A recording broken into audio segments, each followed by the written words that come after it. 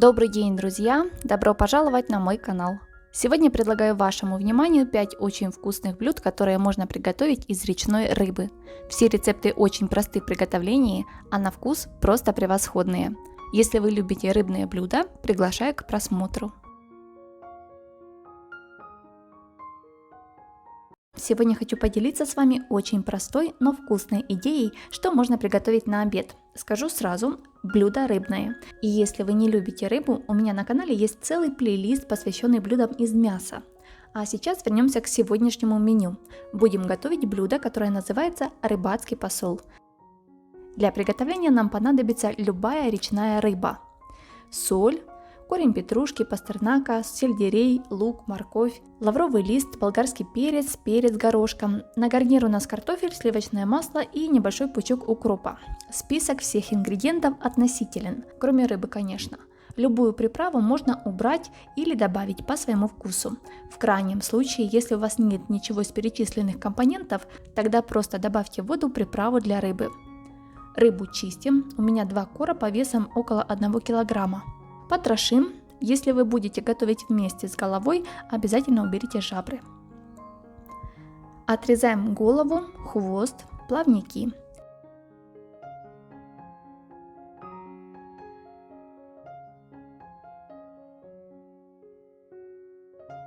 Нарезаем рыбу на стейки. Хорошенько промываем.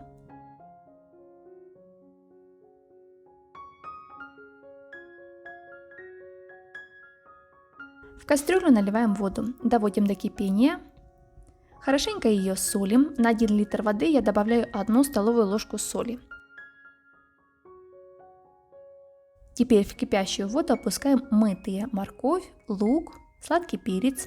Можно добавить еще помидор, чеснок, лавровый лист, перец горошком. Я добавлю еще немного зелени. Уменьшаем огонь и варим 10-15 минут. По истечении времени опускаем в воду подготовленную рыбу. Варим на медленном огне 15-20 минут, мешать не нужно.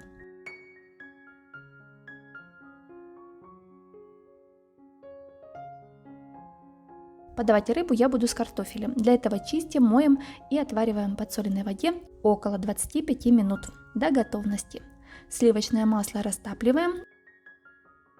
Высыпаем в него немного измельченного укропа, перемешиваем. Поливаем этой смесью готовый картофель. Перемешиваем. Гарнир готов. Проверяем рыбу. Кусочки, да и сама рыба небольшие. 20 минут достаточно для готовности. На тарелку выкладываем сначала картофель.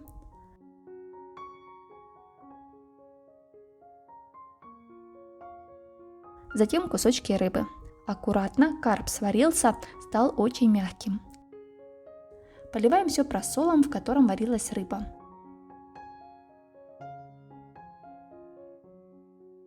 Сверху украшаем нарезанной морковью, которая варилась вместе с рыбой. Измельченный укроп. И подаем к столу. Получилось очень ароматно, вкусно, чуть солененькое. Картофель и пряная рыба прекрасно дополняют друг друга. Если у вас есть идеи, что можно добавить к этому блюду, пишите в комментариях. Сегодня делюсь с вами своим любимым рецептом из карасей. Это довольно костлявая, но очень популярная рыба в наших водоемах. Блюдо получается настолько вкусным, что даже наличие мелких костей не пугает гостей. Для приготовления нам понадобится 1 кг карасиков, лук, сметана, мука, соль, перец и масло для жарки. Рыбу чистим, обрезаем голову и плавники. Если вы решите оставить головы, обязательно удалите жабры.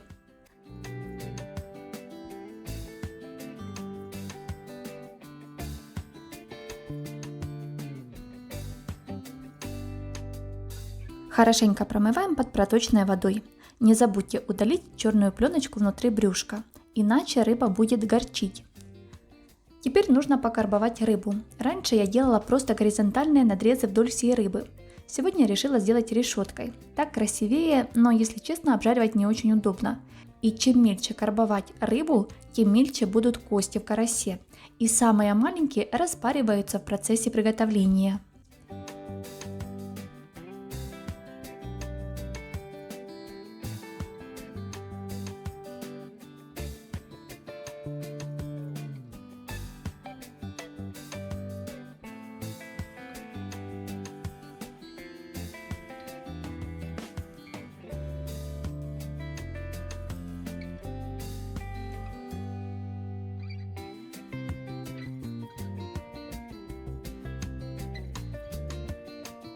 Макаем каждый кусочек в муку и обжариваем до легкой румяности в небольшом количестве растительного масла на среднем огне.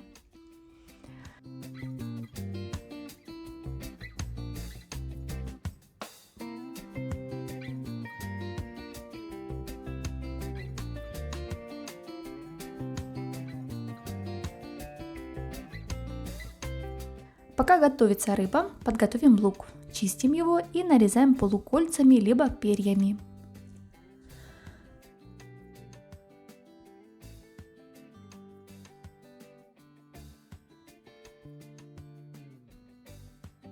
Сметану для этого блюда нужно брать только домашнюю. От магазина готовое блюдо возьмется шапочкой.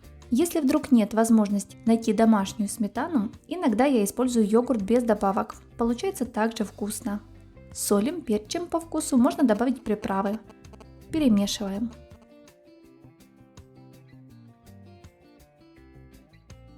Поджаренную рыбу складываем в форму для запекания. Лук обжариваем до легкой румяности в небольшом количестве растительного масла. Щедро посыпаем карасей луком.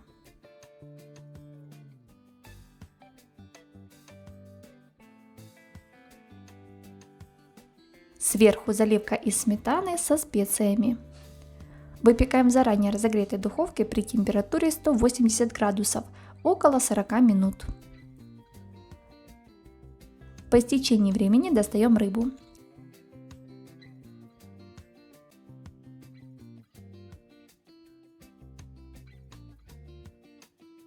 Рыба хорошо пропиталась сметанным соусом, мягкая, сочная и очень вкусная. Лук сладковатый. Я в обычной жизни его не люблю, но в этом блюде просто обожаю. Подавать можно с картофелем и овощами. Мне нравится кушать просто с хлебом. Попробуйте приготовить. Буду ждать ваши отзывы об этом рецепте. Мне кажется, карась настолько популярная рыба, что с рыбалки что-что, а карасика принесешь в любом случае. Так вот, если вам удалось поймать хотя бы 1 килограмм этой рыбы, очень рекомендую замариновать ее по этому рецепту. Сегодня готовим очень вкусную закуску из карасей с луком и морковкой. Для приготовления нам понадобится карась, соль, для маринада уксус, вода, сахар, морковь, растительное масло, перец горошком, перец душистый, кориандр в зернах. Карасей очистить от чешуи, удалить жабры, внутренности. Особое внимание уделите черной пленке внутри на брюшке. Ее обязательно нужно удалить, так как в готовом блюде она будет горчить. Тщательно вымыть. Отрезаем головы и хвостики. Нарезаем тушки рыбы на мелкие кусочки, одновременно удаляя плавники и хребты. Из обрезка можно сварить уху или покормить ими любимых котиков. Нарезаем тушки рыбы на мелкие кусочки.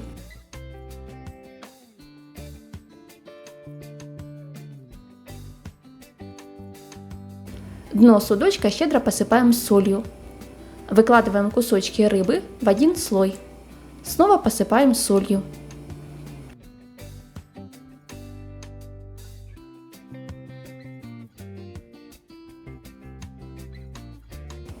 Накрываем крышкой и отправляем в холодильник минимум на 4 часа. По истечении времени достаем рыбу из холодильника. Хорошо промываем от соли. Лук очищаем и нарезаем перышками. Приготовим маринад. В воде растворяем сахар, добавляем уксус, тщательно перемешиваем. На дно кастрюли положить нарезанный лук. Сверху кусочки карася.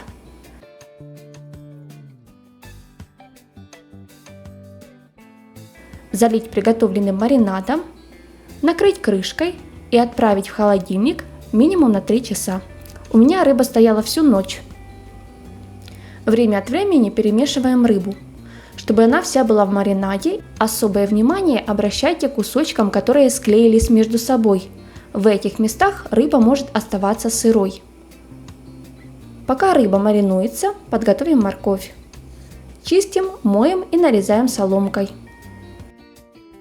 Перец, семена кориандра раздавливаем ступкой. Если такой нет, можно заменить ручкой ножа или скалкой. В сковороду наливаем растительное масло. Разогреваем его и добавляем морковь. Обжариваем 1 минуту, периодически помешивая. Добавляем специи, перемешиваем, прогреваем еще буквально полминуты и выключаем огонь.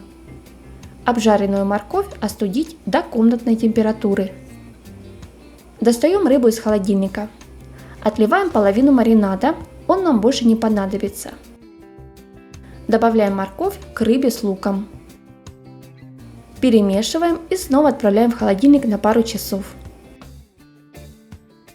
В процессе маринования мелкие косточки размягчаются и совсем не чувствуются, в отличие от жареной рыбы. Маринованный карась идеально сочетается с картошкой в любом виде.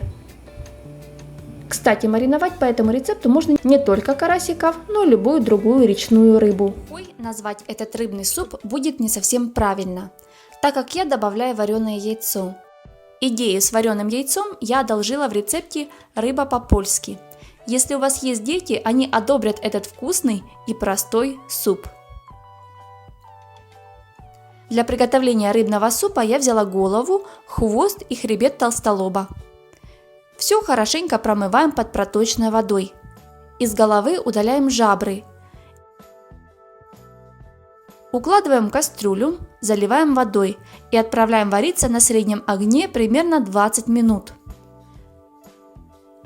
Не забудьте положить еще в холодную воду очищенную сырую луковицу. Чтобы лук отдал побольше сока, сделайте 1-2 надреза. Когда на поверхности супа появится шум, обязательно уберите его. Огонь можно убавить и томить рыбу еще 15 минут. Когда рыба приготовилась, вынимаем ее из кастрюли. Бульон можно процедить, но это делается редко, мелких косточек в толстолобе нет, так что можно использовать и первоначальный вариант отвара.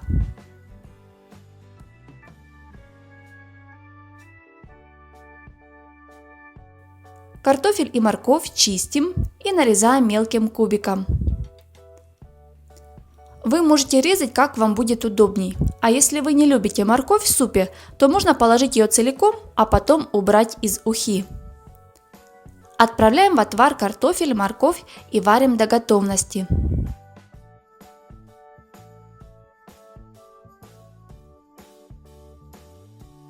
Тем временем отделите мясо от костей.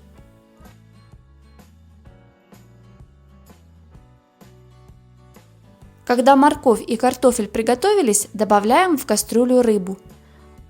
Солим суп по вкусу. Добавляем лавровый лист, перец горошком. Отваренное вкрутую куриное яйцо. Я измельчаю с помощью крупной терки. Вместо толстолоба можно использовать любую другую речную рыбу. Дать прокипеть 2-3 минуты. Выключаем.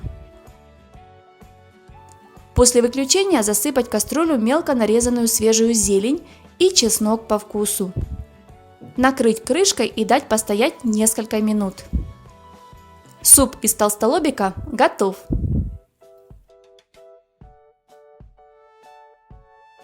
Очень важно, что вкусен он не только в горячем, но и в охлажденном виде.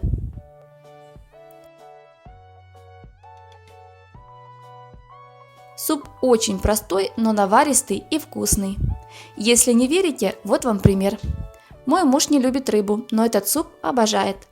Их можно делать из любой крупной рыбы, но вкуснее всего они получаются из толстолобика. Для приготовления необходимо всего 2 ингредиента – рыба и лук. Соль, перец по вкусу. У рыбы отрезаем голову, хвост, плавники. Отделяем филе от кости. У меня получилось 2 филейки весом 200–300 кг. Теперь необходимо отделить мясо от кожи и измельчить его. Многие хозяйки рекомендуют пропустить мясо через мясорубку дважды. Так кости легко измельчатся и практически не чувствуются в готовом блюде. Я предпочитаю очищать вот таким простым способом. Это чуть длиннее по времени, чем мясорубка, но если моему ребенку попадется хоть маленькая косточка, он кушать рыбные котлеты не будет. Поэтому мамочкам на заметку такой простой лайфхак. Рыба мягкая, кость легко и быстро очищается. Нож не обязательно должен быть острым.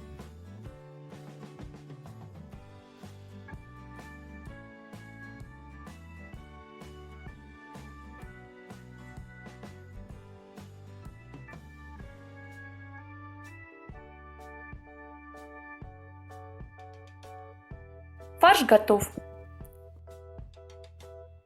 Для приготовления я беру 2 луковицы среднего размера. Одну мелко режем и добавляем к рыбному фаршу.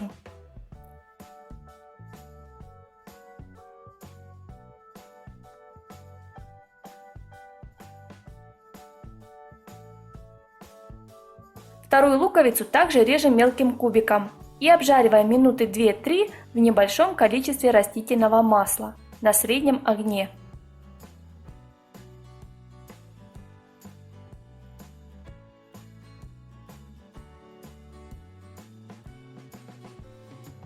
Пропускаем через мясорубку рыбу, лук, по желанию можно добавить чеснок.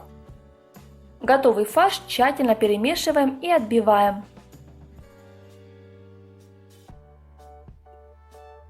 Солим, перчим по вкусу. Формируем котлеты. Берем небольшое количество фарша. Отбиваем в ладошках и формируем котлету. Размер определяйте сами. Учитывайте, что большие котлеты готовятся дольше.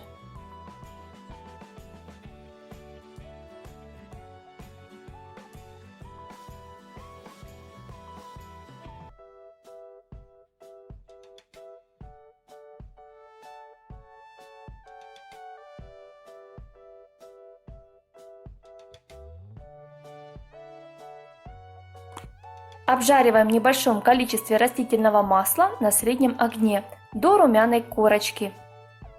Переворачиваем. В конце приготовления можно накрыть крышкой.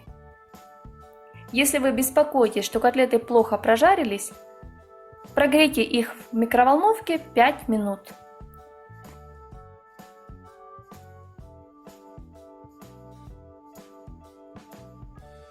Готовые котлеты выкладываем на бумажные салфетки, чтобы впитался лишний жир. Вот такие вкусные и очень сочные котлеты у нас получились. Готовить котлеты из толстолобика по такому рецепту можно на пару или в духовке. Приготовьте, не пожалеете!